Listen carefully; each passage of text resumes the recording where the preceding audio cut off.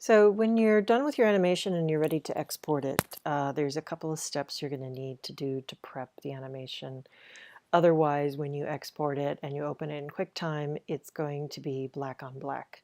And this is because currently our animation is transparent. So we want to go to Photoshop Preferences, Transparency and Gamut, and under grid size, instead of none, we want to set it back to medium and make sure there's a white and a gray. You should be able to see on the work area that you now have a checkerboard. That shows you that anything that's checkered is actually transparent.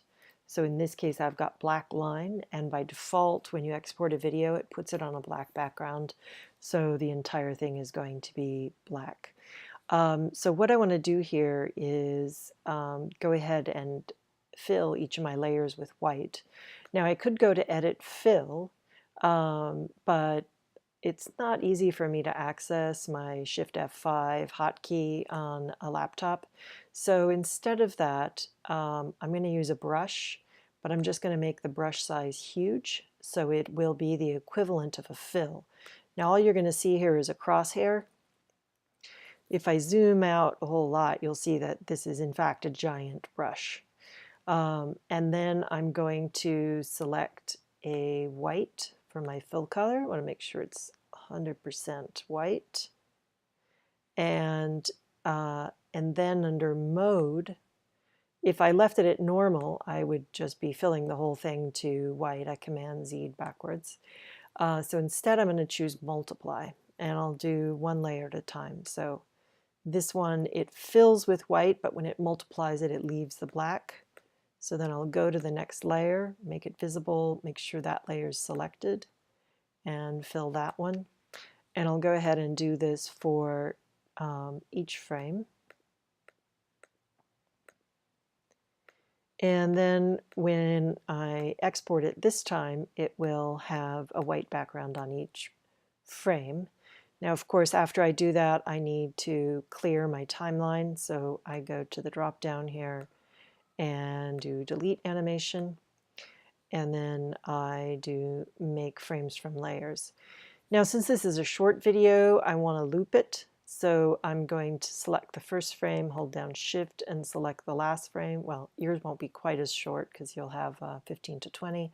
But I'm going to select that, and then I'm going to copy those frames. Then I'll come back and I'll do paste frames, and it's going to ask me where, and I'm going to say yes, paste them at the end, and I'll say OK, and then I'll do that a few more times until I have a nice long loop.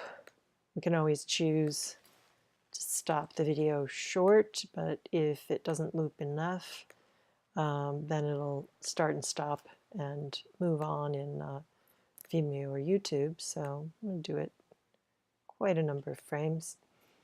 And then I can do a sample play and decide how fast I want the whole thing to play. What I did there was select the last frame, hold down Shift, select the first frame, and then I can change the timing on all of the frames and preview it. And then I'm going to go ahead and export it. So I go to File, Export, Render Video, and I want to make sure to give it a name.